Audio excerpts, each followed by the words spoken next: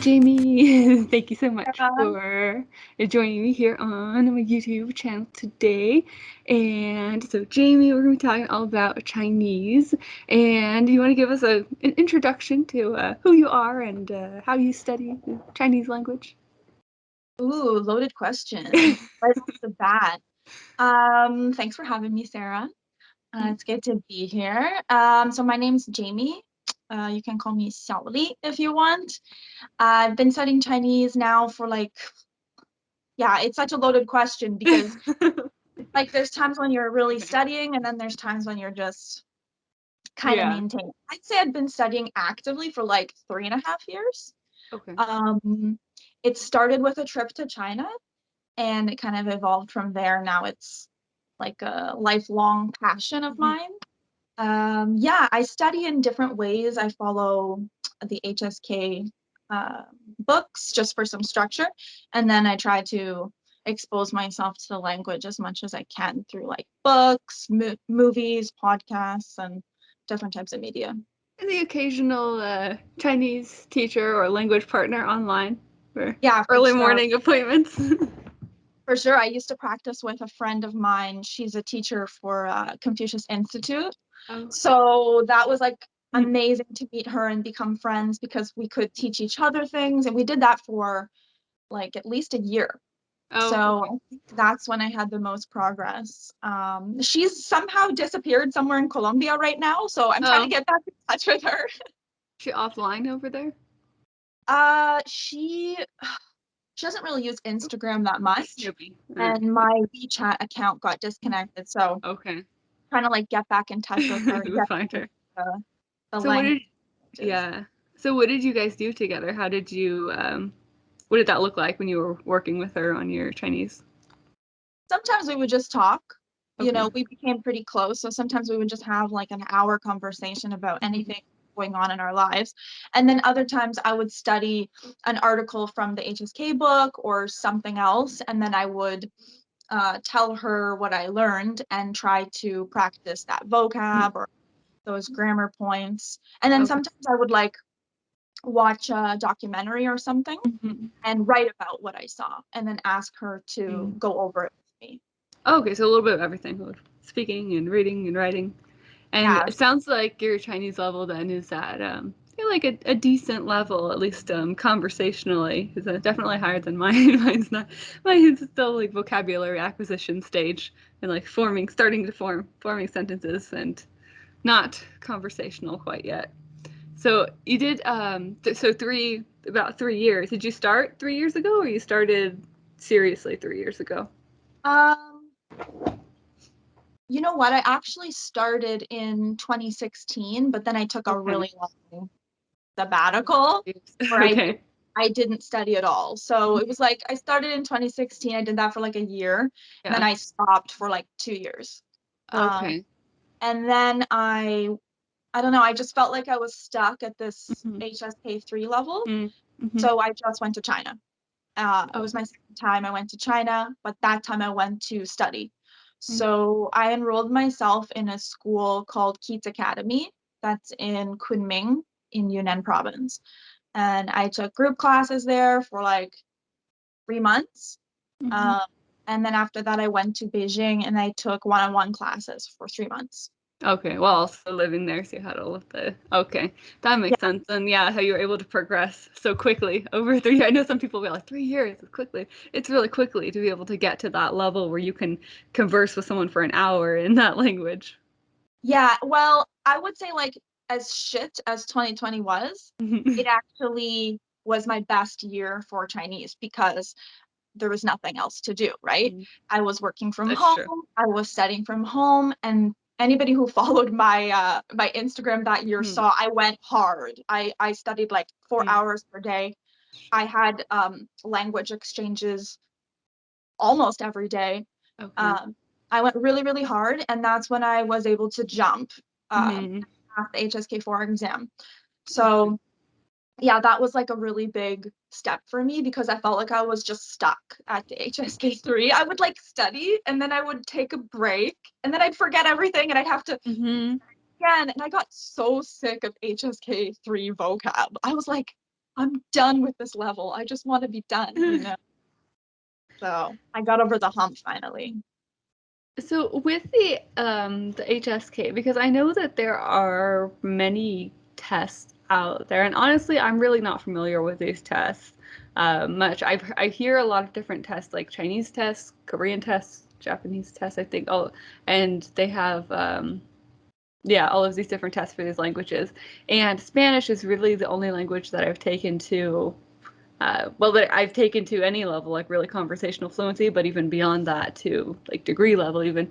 But we didn't have any tests like that. It was just like university classes, and at least not that I know of.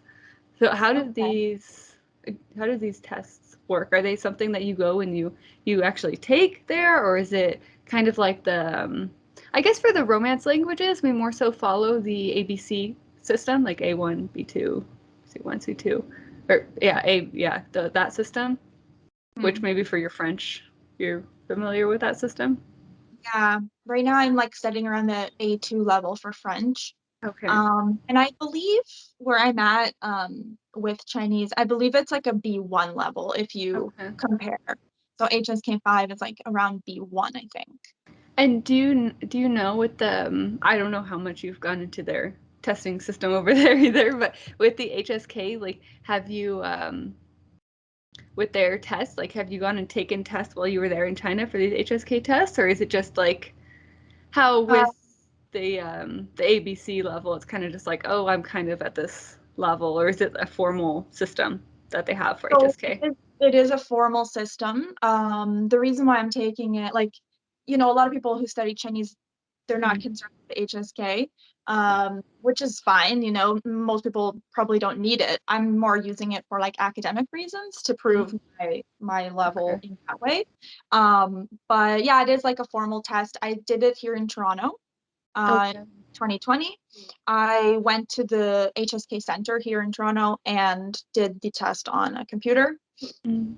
And yeah, the HSK, the only thing with that is there's not like a speaking component to it. So you have Oh. Okay. HSKK, which is the Oh. speaking part. Oh, okay. Just kidding. Okay. And then so actually for the other system, like the so would it be correct, do you think, to say that like HSK is specifically Chinese and then the ABC system, I guess we can call it, is the European system for So the languages? ABC is like the European standard, Mm-hmm. like standard levels, and then the Yeah. HSK is like the Chinese proficiency test. Yeah. Yeah. And then with those, so with the ABC system, do you guys also take those for? Because I know they do in Europe. They actually, they go to tests and they go and they take tests at this level and can have formal tests similar to the HSK where you go in to demonstrate that proficiency. Do you know if that exists over there for your languages? That's kind of like the purpose of the HSK. So you have HSK 1 to 9 now. Mm-hmm. Originally Okay. it was 1 to 6, which Mm-hmm. is crazy because if you get to HSK 6, you're not, you know, that's not the end all be all. Like there's even No. more beyond that. But Yeah. yeah, like HSK 1 would be like A 0.5 maybe. Yeah.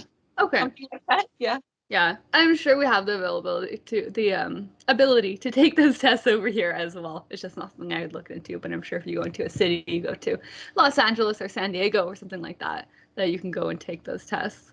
Yeah, there's like Confucius Institutes all over Hmm. all Yeah, over the place. But I yeah. know in Canada they started to shut down a lot of them.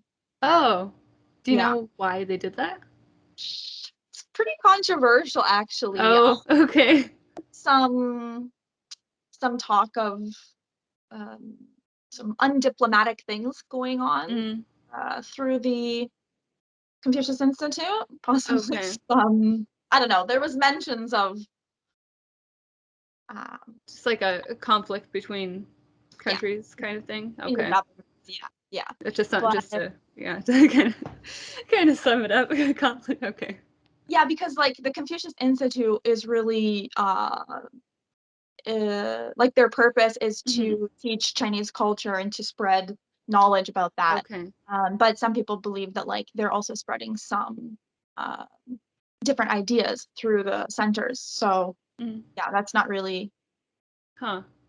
yeah, it's not really like welcomed here. So we still have like Confucius Institute in Toronto, and I think I believe maybe in Montreal, Vancouver, and some other cities, but we used to have a lot more of them. Huh. That'd be interesting to see where the closest Confucius Institute is over here. Yeah, And I'm maybe sure in that San Francisco. you think that far with San Francisco. I don't know, because I don't know exactly where you are, Oh, but I'm way down south. I'm like I think it would take like 10 hours to drive up to San Francisco. oh, really? As in Northern yeah, Northern Okay. California. We're little ways. Yeah, it's probably so maybe like LA or San Diego. Yeah. One of those. Well, who knows? It'll be interesting to find out. Yeah, we can definitely look. Well, look, so we're gonna be over on Instagram too. We can look in between, and then Yeah. we'll hop over there and find out. So if you're watching this, make sure you go over to Instagram to see the live over there as well, and we'll have maybe an answer to where the closest one is. Maybe you'll have to watch to find out. But yeah, that would be really interesting to see because I know that we have different different Chinese schools, and especially in the large, like here, not so much. In like inland, there's not a lot, but I know especially like in LA and in San Diego, the larger cities, there are Chinese schools at least for. I mean, I think they're open to everyone, but I think um, mostly Chinese families send them there to learn, to learn their language, and then anyone could come in, of course. But there's like Saturday schools where they can send them, but it's not like maybe they have testing there too, but they're like after school or before school or Saturdays, and they send them over there to get like to learn about their culture, to learn their language, and it's an extra thing though on top of the school system. Yeah, I was surprised when I went to do my test. Most of the people in there were Chinese. Yeah.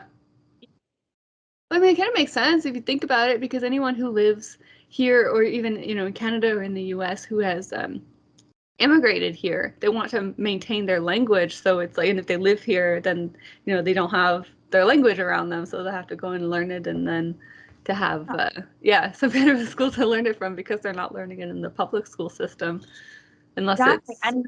And a lot of people who are of Chinese heritage, like maybe they are born here, Mhm. but they never learned Chinese at home, like you said, Oh. or maybe now they still have a Chinese passport, they want to go back to China to work, Hmm. take the HSK to True. show their level, their competency. So Yeah. yeah, it Well, does make sense, but I'm yeah. surprised because I Mhm. just expected, like, That's oh, it's not gonna to be, be.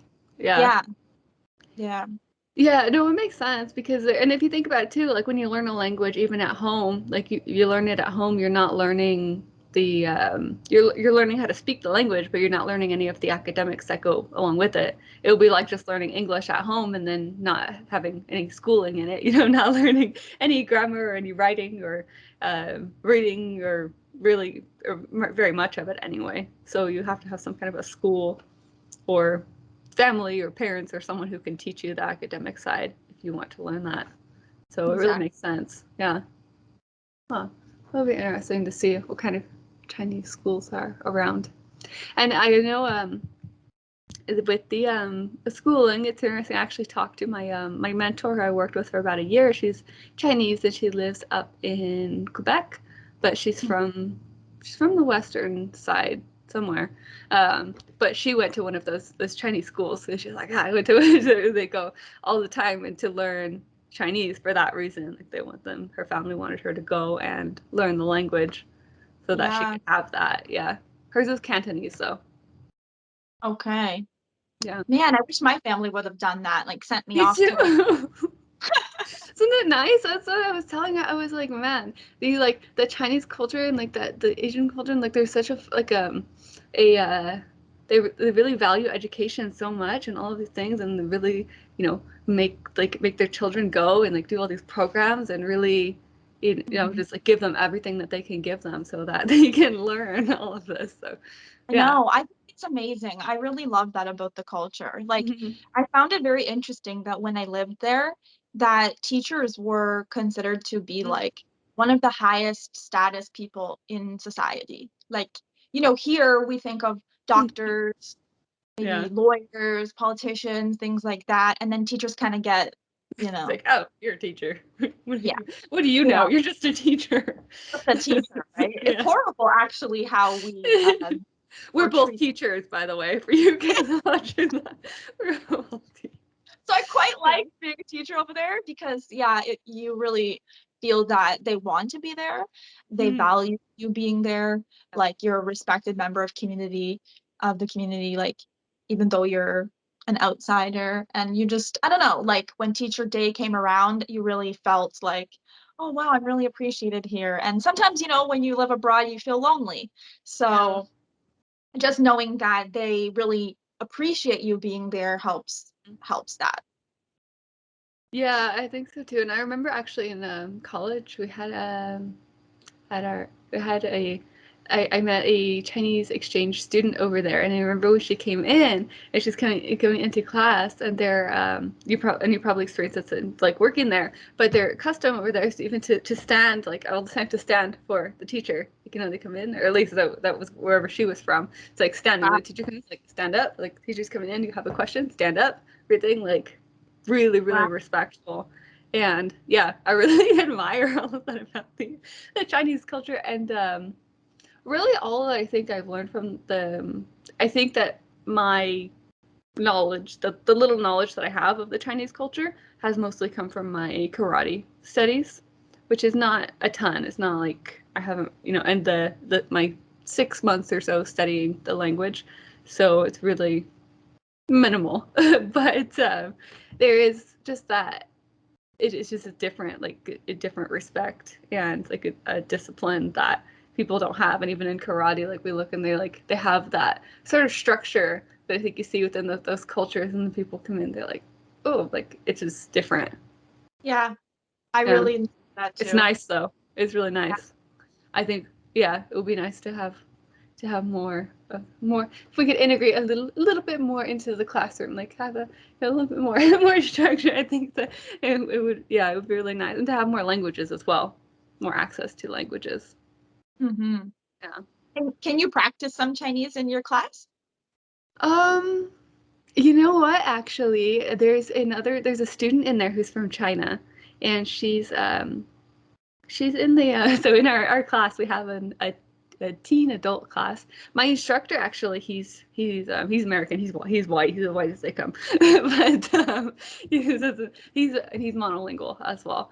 So he doesn't speak any Chinese, but we do have some words there that we use that are Chinese and Japanese. So it's sort of a mix, but it is Shaolin Kempo karate. So it originates from the Shaolin Temple, which was my like, oh, I want to learn Chinese because I want to learn more about the culture and the origin of this and that. And then So in cool. choosing another language, like the time came where like I'm ready to start another language, and okay, Chinese, because I That's want so to cool. Because integrate. Yeah. now you have your own motivation, Mm-hmm. like, I think that's the key Yeah. because you can study hours every day, you can put in the work, you can do all those things, but like if you don't really have a purpose for it, you're gonna lose.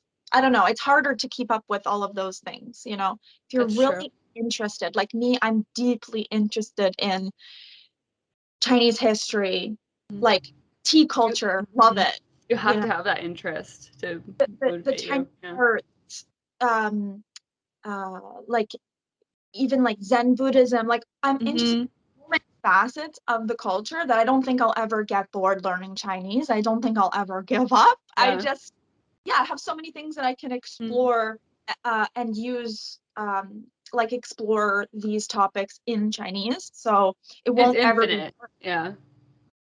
It's infinite. Yeah, it's the same way with like with our karate, with anything. Like it's infinite, and all of the things, like we have a lot, like you can study for. That's one of the like that's one of the reasons that what I do is like the karateka part of my linguistics is that it is infinite. It is like you go on, and even my instructor, who's a seventh degree black belt, who's been doing this for 50 years, he's like, I'm kind of done moving up the ranks, but there's more and more and more and more and more, and it's infinite.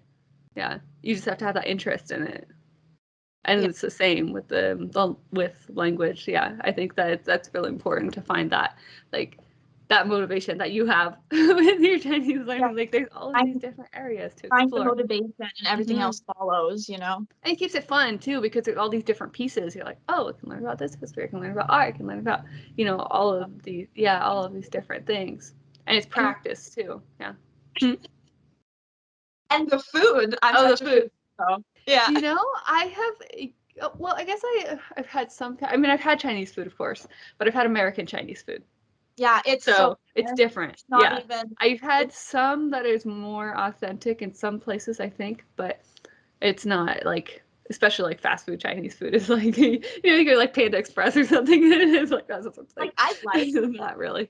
food for sure. I really like it, but it's so different. It's not even the same thing. It's like a totally different world. And then you've got so many regions with different types of food. Like, okay, have you seen this show? It's called 奶奶最懂的. I haven't seen any Chinese shows yet. Wait, so what is it? 奶奶最, yeah, I think it's called 奶奶最懂的. I'll have to check that in the break. Okay. It's this guy, Jamie. He's a chef from the US, and he goes to these little villages in different regions of China, and he learns recipes from these little nai-nais, these little grannies. Oh. And it's very interesting because you get to see beautiful places, you get to learn recipes, and you get to hear like regional like accents and things like that. And he has amazing Chinese. So it's such a cool show. It's one of my favorites to watch, and yeah, it is so interesting. Season, yeah. Yeah. Huh. Yeah, that does sound really interesting. Yeah, I'll have to take a look at that. Yeah. If you're into cooking, it's a great. I'm not so much into cooking, but I am into eating. Yeah. So I will look into that. Yeah. I do like food. But yeah, I'll definitely look into that. And yeah, so let's actually we'll wrap up here, and then we'll check on a couple things, and then we'll head over to Instagram, and we'll have our live, which will then be recorded and on Instagram. So those of you guys watching this video, it will be saved on my feed, so you guys can come and watch the rest of our conversation. And yeah, thank you, Jamie, for joining me on my channel today. No problem.